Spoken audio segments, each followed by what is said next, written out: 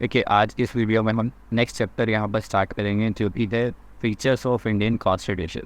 ठीक है, फीचर्स के ऊपर आने से पहले एक बार कॉन्स्टिट्यूशन का यहाँ थोड़ा सा डेफिनेशन देख लेते हैं। कॉन्स्टिट्यूशन यहाँ पर क्या है, देखिए constitution is a fundamental organic and supreme law of the land which gives concept character and organisation of its governance.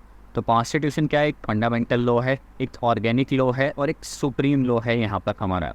ठीक है, फंडामेंटल लॉ का मतलब यहाँ पर क्या है, ये एक बेसिस है जिसके जहाँ से बाकी सभी लॉज का ओरिजिन होता है। दूसरा इसको सुप्रीम लॉ यहाँ पर बोला जाता है। सुप्रीम लॉ का मतलब क्या है, बाकी जितने भी देश में यहाँ पर लॉज बनाए जाते हैं वो कहीं ना कहीं से यहाँ पर इन्फीरियर हैं और वो लीगली वैलिड भी तभी होते हैं जब वो कॉन्स्टिट्यूशन से कॉन्फर करते हैं। नेक्स्ट यहाँ पर इसको ऑर्गेनिक लॉ भी बोला जाता है क्योंकि ये हमारे देश के एडमिनिस्ट्रेटिव सेटअप यहाँ पर प्रोवाइड करता है। उसके साथ साथ यहाँ पर ये हमारे देश की जो गवर्नेंस है उसकी ऑर्गेनाइजेशन और उसके कॉन्सेप्ट कैरेक्टर के बारे में यहाँ पर बताता है। देखिए ऑर्गेनाइजेशन ऑफ गवर्नेंस का मतलब क्या है, यहाँ पर किस तरह से हमारे देश की गवर्नेंस को ऑर्गेनाइज किया जाएगा वो यहाँ पर कॉन्स्टिट्यूशन बताता है। और जैसे कि हमें देखने को मिलता है इंडिया में पार्लियामेंट्री फॉर्म ऑफ गवर्नमेंट है, तो ये कॉन्स्टिट्यूशन में यहाँ पर स्पेसिफाई किया कि किस तरह की यहाँ पर गवर्नेंस रखी जाएगी। दूसरा ये यहाँ पर गवर्नेंस के कॉन्सेप्ट और कैरेक्टर के बारे में भी यहाँ पर बताता है। देखिए गवर्नेंस के कॉन्सेप्ट कैरेक्टर का मतलब क्या है, यहाँ पर गवर्नेंस का किस तरह का नेचर रहेगा। जैसा हमने यहाँ पर प्रियम्बल में देखा है, sovereign, socialist, secular, democratic, Republic. तो ये इंडिया की जो गवर्नेंस है उसका नेचर यहाँ पर बताया जा रहा है। ठीक है, next point, further it tells us the extent of our independent authority and how to exercise it. तो हमारे क्या राइट्स वगैरह रहेंगे उसके बारे में भी यहाँ पर ये बताता है। Next, it is a document of people's faith and aspiration enjoying a special legal sanctity. देखिए हमारा कॉन्स्टिट्यूशन यहाँ पर स्पेशल लीगल सेंक्टिटी एंजॉय करता है। इसका मतलब क्या है, ये जो पावर डिराइव करता है वो डायरेक्ट इंडियन सिटीजन से इसको पावर मिलती है। ठीक है, जैसा हमने प्रियम्बल में यहाँ पर देखा है, स्टार्टिंग में फर्स्ट लाइन देखे तो उसमें बोला जाता है we the people of India, और लास्ट लाइन में यहाँ पर बोला जाता है give to ourselves this constitution. तो ये स्पेसिफाई करता है कि इंडियन कॉन्स्टिट्यूशन अपनी पावर कहाँ से डिराइव कर रहा है। इंडियन कॉन्स्टिट्यूशन के स्ट्रक्चर को अगर समझे, ठीक है, एक तरफ हमें कॉन्स्टिट्यूशन में फंडामेंटल एसेंस देखने को मिलता है जो कि कॉन्स्टिट्यूशन का एक सार है in the form of fundamental rights, DPSPs, fundamental duties. दूसरी तरफ हमें यहाँ पर कॉन्स्टिट्यूशन में गवर्निंग एस्पेक्ट देखने को मिलता है। गवर्निंग एस्पेक्ट में यहाँ पर हमें वर्टिकल डिवीज़न देखने को मिलती है बिटवीन सेंटर एंड स्टेट, और दूसरा यहाँ पर हॉरिजॉन्टल डिवीज़न देखने को भी मिलती है जिसमें हमने सेंटर के भी यहाँ पर 3 ऑर्गन्स को क्रिएट किया है, that is legislature, executive and judiciary. और इसी तरह स्टेट में भी हमने ये 3 ऑर्गन्स को क्रिएट किया हुआ है, लेजिस्लेचर, एग्जीक्यूटिव एंड जुडिशरी। तो ये थोड़ा सा इंडिया के कॉन्स्टिट्यूशन का स्ट्रक्चर हमने देखा। नेक्स्ट अब आते हैं फीचर्स ऑफ इंडियन कॉन्स्टिट्यूशन के ऊपर। देखिए हमारा जो कॉन्स्टिट्यूशन है ये बिल्कुल यूनिक है, कंटेंट में भी और स्पिरिट में भी। ठीक है, हालांकि देखिए हमने वर्ल्ड के लगभग सभी कॉन्स्टिट्यूशन से यहाँ कुछ ना कुछ फॉलो किया हुआ है, लेकिन फिर भी हमारे कॉन्स्टिट्यूशन के कुछ फीचर्स ऐसे हैं जो इसे बिल्कुल यहाँ पर यूनिक बनाते हैं। चलिए इसके फीचर्स एक एक करके देखते हैं डेप्थ में थोड़ा सा। पहला फीचर यहाँ पर आता है लेंथीएस्ट रिटन कॉन्स्टिट्यूशन।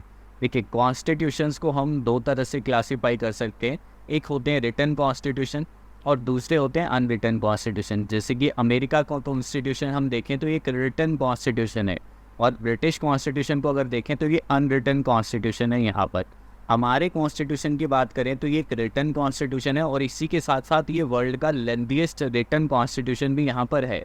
ठीक है, जब हमारा कॉन्स्टिट्यूशन 1949 में बनकर तैयार हुआ था तब इसमें यहाँ पर एक प्रियम्बल था, 395 आर्टिकल्स थे जो 22 पार्ट्स में यहाँ पर डाले गए थे, और 8 शेड्यूल्स यहाँ पर डाले गए थे। शेड्यूल्स के बारे में हमने पहले भी डिस्कस किया था क्या होते हैं।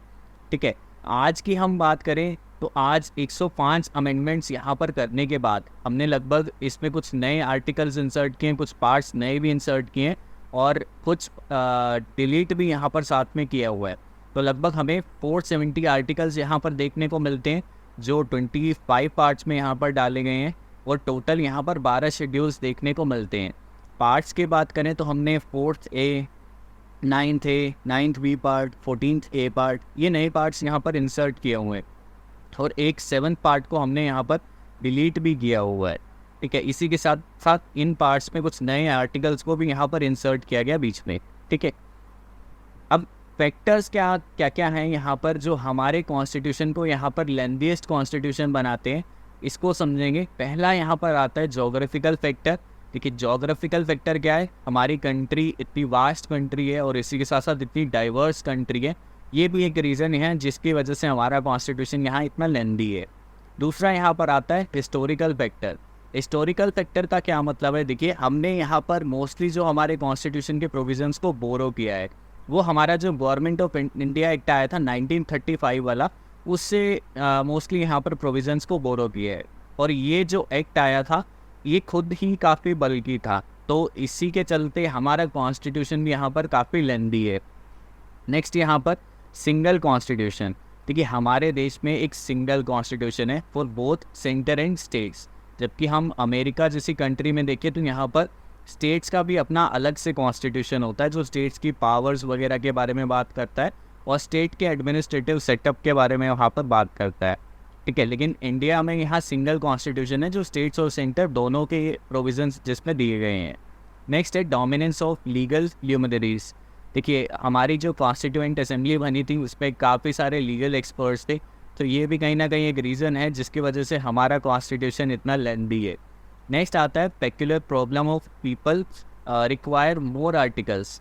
जैसे कि हम बात करें हमारे यहाँ पर काफ़ी डाइवर्सिटी है और काफ़ी यहाँ पर कास्ट डिस्क्रिमिनेशंस वगैरह भी देखने को मिले, जिसके चलते क्या हुआ, हमने यहाँ पर कुछ ग्रुप्स को स्पेशल प्रोटेक्शंस देनी चाहिए और इसके लिए हमने यहाँ पर आर्टिकल्स और कुछ पार्ट्स भी यहाँ पर इंसर्ट किए हुए हैं। जैसे पार्ट 16 आता है यहाँ पर, जिसके थ्रू हम SC/ST कम्युनिटी को कुछ स्पेशल प्रोविजंस यहाँ पर डाले गए हैं।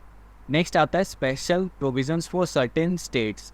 देखिए जब इंडिया यहाँ पर इंडिपेंडेंट हुआ तो लगभग 550 से भी ज़्यादा प्रिंसली स्टेट्स ने इंडिया को यहाँ पर ज्वाइन किया था, तो काफ़ी सारी ये स्टेट्स के लिए हमें यहाँ पर स्पेशल अरेंजमेंट्स करनी पड़ी। तो उसके लिए हमने कॉन्स्टिट्यूशन में यहाँ पर स्पेशल प्रोविजंस डाले हुए हैं, जैसे कि आर्टिकल 371 में काफ़ी सारे हमें स्टेट्स के देखने को मिलते हैं स्पेशल प्रोविजंस। तो ये भी एक रीज़न है जिससे हमारा कॉन्स्टिट्यूशन पर लेंदी बनता है।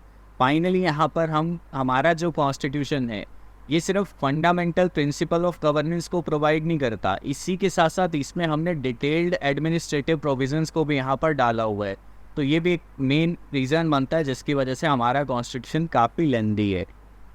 नेक्स्ट पॉइंट यहाँ पर प्रेजेंस ऑफ फंडामेंटल एसेंस। तो हमारे कॉन्स्टिट्यूशन में हमें कॉन्स्टिट्यूशन का सार ये देखने को मिलता है in the form of fundamental rights, APSPs and fundamental duties, ठीक है।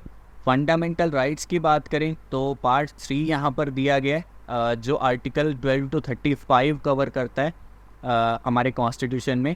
Fundamental rights are meant for promoting the idea of political democracy. ये कहीं ना कहीं क्या करते हैं, फंडामेंटल राइट्स पॉलिटिकल डेमोक्रेसी को प्रमोट करने का काम करते हैं, ठीक है। पॉलिटिकल डेमोक्रेसी क्या है कि सभी सिटीजन्स को इक्वल पॉलिटिकल राइट्स मिलें, इक्वल एक्सेस मिले पॉलिटिकल ऑफिसेज का और इक्वल वॉइस हो इनकी गवर्नेंस पे।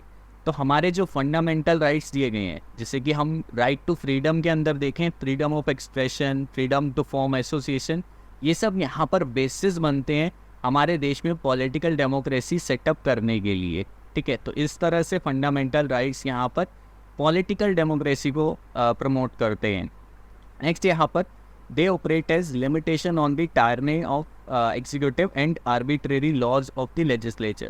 They are justiciable in nature, that is they are enforceable by courts for their violation. तो ये fundamental rights यहाँ पर justiciable है, अगर इसका यहाँ पर violation होता है तो आप डायरेक्ट यहाँ पर आर्टिकल 32 के अंडर सुप्रीम कोर्ट भी अप्रोच कर सकते हो और 226 आर्टिकल के अंडर आप हाई कोर्ट्स भी जा सकते हो। नेक्स्ट यहाँ पर आते हैं DPSP की बात करें यहाँ पर तो ये पार्ट 4 में यहाँ पर दिए गए हैं आर्टिकल 36 से 51 के बीच में, ठीक है। इसकी बात करें तो डॉक्टर BR अम्बेडकर ने इस DPSP को यहाँ पर नोवेल फीचर भी बोला इंडियन कॉन्स्टिट्यूशन का। तो ये भी एक क्वेश्चन देखने को मिलता है काफ़ी बार, ये which of the following part is described as novel feature of Indian constitution, ठीक है। The TPSPs are meant for promoting the ideal of social and economic democracy. तो फंडामेंटल राइट्स हमने देखे थे वो प्रमोट करते हैं पॉलिटिकल डेमोक्रेसी को, और जो डीपीएसपीज हैं ये प्रमोट करते हैं सोशल एंड इकोनॉमिक डेमोक्रेसी को। जैसे कि आर्टिकल 38 39 में हमें देखने को मिलता है, they seek to establish a welfare state in India. तो ये एक वेलफेयर स्टेट एस्टेब्लिश करने की बात करते हैं, और कहीं ना कहीं ये जो हमारी गवर्नमेंट्स हैं इनको एक गाइडिंग प्रिंसिपल्स यहाँ पर प्रोवाइड करते हैं कि उन्हें अपनी स्टेट की पॉलिसी में क्या क्या यहाँ पर इम्प्लीमेंट करना है, ठीक है। लेकिन यहाँ पर फंडामेंटल राइट्स की तरह ये जस्टिसेबल नहीं है, ठीक है। आर्टिकल 37 में ये चीज़ मेंशन की गई है कि डीपीएसपीज यहाँ पर जस्टिसेबल यहाँ पर नहीं होंगे, और इनको एनफोर्स करवाने के लिए कोई यहाँ पर कोर्ट में अप्रोच नहीं कर सकता, ठीक है। Yet, the Indian Constitution itself declares that these principles are fundamental in the governance of country, and it shall be the duty of state to apply these principles in making laws. तो Constitution यहाँ पर फिर भी ये बात clear करता है कि देखिए जस्टिसेबल तो नहीं है, फिर भी जो स्टेट्स हैं इनको इन प्रिंसिपल्स को यहाँ कहीं ना कहीं इम्प्लीमेंट करना होगा। मिनेर्वा मिल्स केस 1980 में भी सुप्रीम कोर्ट ने भी यहाँ पर क्लैरिफाई किया था कि इंडियन कॉन्स्टिट्यूशन है ये कहीं ना कहीं फंडामेंटल राइट्स और डीपीएसपी के बीच में जो बैलेंस है उसके ऊपर ही फाउंड किया गया है। नेक्स्ट यहाँ पर आती हैं फंडामेंटल ड्यूटीज़। देखिए फंडामेंटल ड्यूटीज़ ओरिजिनली हमारे कॉन्स्टिट्यूशन में प्रेजेंट नहीं थी, हमने इसे बाद में 42nd कॉन्स्टिट्यूशनल अमेंडमेंट एक्ट 1973 के हमने इसे बाद में 42nd कॉन्स्टिट्यूशनल अमेंडमेंट एक्ट 1976 के थ्रू यहाँ पर ऐड किया था, जिसमें 10 फंडामेंटल ड्यूटीज़ डाली गई थी। बाद में 86th अमेंडमेंट के थ्रू हमने एक और फंडामेंटल ड्यूटी को यहाँ पर ऐड किया था, ठीक है। तो ओरिजिनली ये हमारे कॉन्स्टिट्यूशन में नहीं थी। अब इसकी बात करें तो फंडामेंटल ड्यूटीज़ यहाँ पर क्या करती हैं, ये एक तरह का रिमाइंडर है सिटीजन्स को कि आपके पास जो फंडामेंटल राइट्स हैं उसके साथ साथ आपके पास यहाँ पर कुछ ड्यूटीज़ भी हैं देश के प्रति। ये ड्यूटीज़ भी यहाँ पर इसी के साथ साथ नॉन जस्टिसेबल हैं। उसके बाद together they means fundamental rights, DPSPs and fundamental duties contains the spirit of the constitution. Next यहाँ पर आता है ड्रॉन फ्रॉम वेरियस सोर्सेज। देखिए हमने पहले भी देखा लगभग वर्ल्ड के हर कॉन्स्टिट्यूशन से हमने कुछ ना कुछ यहाँ पर बोरो किया है। इसमें अगर हम देखें तो मेनली जो गवर्नमेंट ऑफ इंडिया एक्ट 1935 था, मोस्ट प्रोविजंस हमने इसी एक्ट से यहाँ पर कहीं ना कहीं बोरो किए हुए हैं, ठीक है। अगर हम यहाँ पर स्ट्रक्चरल पार्ट की बात करें कॉन्स्टिट्यूशन की, तो ये स्ट्रक्चरल पार्ट हमने इसी गवर्नमेंट ऑफ इंडिया 1935 से बोरो किया। फिलोसफिकल पार्ट की बात करें यहाँ पर, जिसमें फंडामेंटल राइट्स और डीपीएसपीज यहाँ पर आते हैं, तो ये मेनली हमने यहाँ पर अमेरिकन और आयरिश कॉन्स्टिट्यूशन से यहाँ पर इंस्पिरेशन जो थी वो डिराइव की। नेक्स्ट यहाँ पर पॉलिटिकल पार्ट की बात करें, जिसमें हम देखते हैं कैबिनेट टाइप ऑफ गवर्नमेंट या फिर relation between executive and legislature, ये मेनली हमने इस तरह के प्रोविज़न जो ब्रिटिश कॉन्स्टिट्यूशन है वहाँ से बोरो किया हुआ है। इस टॉपिक को हम बाद में एक डिटेल वीडियो में भी कवर करेंगे कि किस कॉन्स्टिट्यूशन से हमने यहाँ पर क्या क्या प्रोविजंस बोरो किए हुए हैं, ठीक है। नेक्स्ट आता है यहाँ पर blend of rigidity and flexibility. देखिए रिजिड कॉन्स्टिट्यूशन क्या होता है, जिसे कहीं ना कहीं अमेंड करने का जो प्रोसीजर होता है वो काफ़ी डिफ़िकल्ट होता है। जैसे कि अमेरिकन कॉन्स्टिट्यूशन की बात करें, यहाँ पर क्या है, अगर आपको कॉन्स्टिट्यूशन को अमेंड करना है तो आपको यहाँ पर स्टेट से भी कहीं ना कहीं 2/3 स्टेट से भी साथ में मंजूरी लेनी होगी, ठीक है। ये रिजिड कॉन्स्टिट्यूशन की बात होती है। लेकिन दूसरे होते हैं यहाँ पर फ्लेक्सिबल कॉन्स्टिट्यूशन। फ्लेक्सिबल कॉन्स्टिट्यूशन में क्या होता है, कॉन्स्टिट्यूशन को अमेंड करने का प्रोसेस सिंपल होता है, जैसे कि एक ऑर्डिनरी लॉ को बनाने का प्रोसेस रहता है। तो ब्रिटिश कॉन्स्टिट्यूशन में हमें ये चीज़ देखने को मिलती है कि अगर कॉन्स्टिट्यूशन को आपको ने अमेंड करना है तो आप जिस तरह से ऑर्डिनरी लॉ को यहाँ पर पास करते हो उसी सिंपल प्रोसीजर से आप कॉन्स्टिट्यूशन को भी यहाँ पर अमेंड कर सकते हो। अब इंडियन कॉन्स्टिट्यूशन की बात करें तो इंडियन कॉन्स्टिट्यूशन ना ही रिजिड है ना ही यहाँ पर फ्लेक्सिबल है, बल्कि दोनों का एक सिंथेसिस यहाँ पर देखने को मिलता है, ठीक है। आर्टिकल 368 में हमारे यहाँ पर अमेंडमेंट की प्रोसीजर जो है वो दिया गया है। इसमें यहाँ 2 तरह की अमेंडमेंट्स के बारे में बताया गया है। एक तो यहाँ पर पहली जो आती है इसमें अमेंडमेंट में जिससे हम मोस्ट ऑफ द कॉन्स्टिट्यूशन को अमेंड कर सकते हैं। इसमें क्या है, आपको एक स्पेशल मेजॉरिटी चाहिए होती है पार्लियामेंट में, जिसमें क्या होता है आपको अगर अमेंडमेंट करनी है इन प्रोविजंस की तो आपको जो दोनों हाउसेस के मेंबर्स यहाँ पर प्रेजेंट एंड वोटिंग है, एक तो उनकी 2/3 मेजोरिटी चाहिए होगी, प्लस इसके साथ साथ यहाँ पर उस हाउस की जो टोटल स्ट्रेंथ है या टोटल जो मेंबरशिप है उसकी भी 50% से ज़्यादा यहाँ पर सपोर्ट चाहिए होगा। तो ये होती है फर्स्ट तरह की अमेंडमेंट, जिससे most of the provisions constitution के यहाँ पर अमेंड किए जा सकते हैं। नेक्स्ट यहाँ आर्टिकल 368 में जो अमेंडमेंट के बारे में बताया गया, इसमें क्या है आपको देखिए, स्पेशल मेजोरिटी पार्लियामेंट की जो है वो तो चाहिए ही चाहिए, उसके साथ साथ यहाँ पर आपको रेटिफिकेशन भी करवानी होगी half of the total state से। तो जितने इंडिया में स्टेट है, लाइक अभी 28 स्टेट्स हैं यहाँ पर, तो आपको at least half of the state से यहाँ पर रेटिफाई भी करवाना होगा इस अमेंडमेंट को, अगर इसे पास करना है तो। ठीक है, इसमें कौन कौन से प्रोविजंस यहाँ पर आते हैं, तो इलेक्शन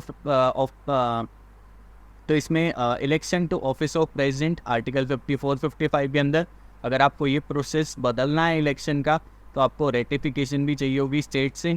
उसके बाद next, extent of executive power of union and states that is given in article 73 and 162। इसके बाद provisions related to supreme court and high court. इसके बाद high courts for union territories. इसके बाद 7 शेड्यूल में अगर आपको कुछ बदलना है तो भी आपको रेटिफाई करवाना पड़ेगा स्टेट्स की जो लेजिस्लेटिव असेंबलीज हैं इनसे। उसके बाद representation of states in parliament that is given under article 80-81 read with schedule 4। और आर्टिकल 368 को भी अगर आपको बदलना है तो भी आपको यहाँ पर स्टेट से कहीं ना कहीं रेटिफिकेशन चाहिए होगी। ठीक है, इसके साथ साथ कुछ प्रोविजंस हमारे कॉन्स्टिट्यूशन में ऐसे भी हैं जो आर्टिकल 368 की अंदर कवर नहीं होते, जैसे कि आर्टिकल 2 एंड 3। अगर आपको कोई नई स्टेट यहाँ पर बनानी है, स्टेट की कोई बाउंड्री अल्टर करनी है या नेम चेंज करना है, तो उसके लिए आपको यहाँ पर स्पेशल मेजोरिटी से लॉ नहीं पास करवाना होगा। एक सिंपल मेजोरिटी से आपको पार्लियामेंट से यहाँ पर लॉ पास करवाना होगा, और आप ये कहीं ना कहीं जो चेंज है कॉन्स्टिट्यूशन में या अमेंडमेंट है ही कर सकते हैं। लेकिन ये अमेंडमेंट आर्टिकल 368 के अंदर अमेंडमेंट नहीं मानी जाती। ठीक है, नेक्स्ट आता है यहाँ पर feature federal system with unitary बायस। देखिए, हमारा कॉन्स्टिट्यूशन हम देखें तो एक फेडरल सिस्टम यहाँ पर सेटअप करता है, एक सेंटर गवर्नमेंट दी गई है और एक स्टेट गवर्नमेंट दी गई है, और जो फेडरेशन है उसके यहाँ पर लगभग सारे फीचर्स हमें देखने को मिलते हैं हमारे कॉन्स्टिट्यूशन में, जैसे कि 2 governments, division of power, written constitution, supremacy of constitution, rigidity of constitution, independent judiciary, bicameralism.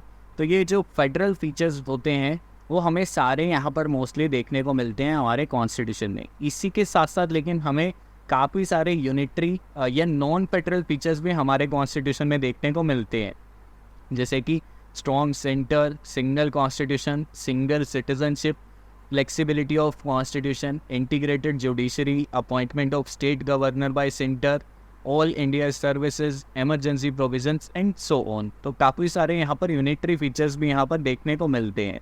और हमारे कॉन्स्टिट्यूशन में देखिए कहीं पर भी फेडरेशन वर्ड यूज़ ही नहीं किया गया है। देखिए आर्टिकल 1 में यहाँ पर क्या है, ये डिस्क्राइब करता है इंडिया को as a union of state.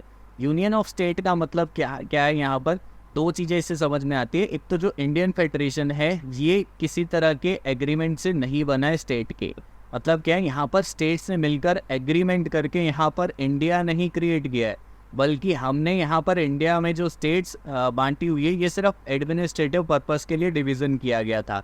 Second, यहाँ पर no state has the right to secede from the federation. तो यहाँ पर किसी स्टेट को राइट भी नहीं दिया गया है कि वो इंडियन फेडरेशन से अलग हो सके, जैसा कि इस यूनियन ऑफ इंडिया से हमें समझ में आता है। Hence, the Indian Constitution has been variously described as federal in form but unitary in spirit. ऐसे ही काफ़ी सारे पॉलिटिकल थ्योरिस्ट ने यहाँ पर हमारे कॉन्स्टिट्यूशन को डिफरेंट नेम्स दिए हैं, जैसे कि केसी वेरे को देखें तो इन्होंने हमारे कॉन्स्टिट्यूशन को क्वाज़ी फेडरल बोला है यहाँ पर। ऐसे ही मॉरिस जोन्स यहाँ पर हमारे कॉन्स्टिट्यूशन को बार्गेनिंग फेडरलिज्म यहाँ पर बोलते हैं।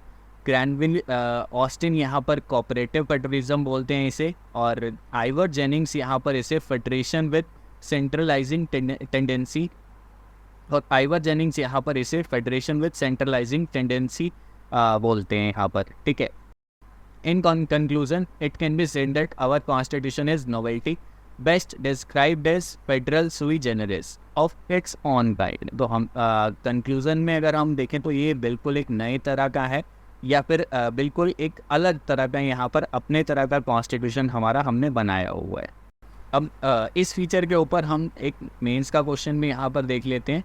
Indian federalism is a case sui generis examine with necessary justification. तो यहाँ पर देखिए, आपको पहले तो फेडरलिज्म के बारे में थोड़ा सा बताना होगा, ठीक है। उसके बाद इंडियन कॉन्स्टिट्यूशन में जो फेडरल फीचर्स यहाँ पर दिए गए हैं उनके बारे में यहाँ पर थोड़ा सा बताना होगा। देन यहाँ पर इंडियन कॉन्स्टिट्यूशन के जो यूनिटरी फीचर्स हैं उनके बारे में थोड़ा सा लिखना होगा, और फाइनली यहाँ पर जो कंक्लूज़न है उसके वो यहाँ पर देना होगा। तो ये इस तरह से यहाँ पर इसका क्वेश्चन का आंसर रहेगा। बाकी जो फीचर्स हैं यहाँ पर इंडियन कॉन्स्टिट्यूशन के, इसे हम नेक्स्ट वीडियो में कवर करेंगे।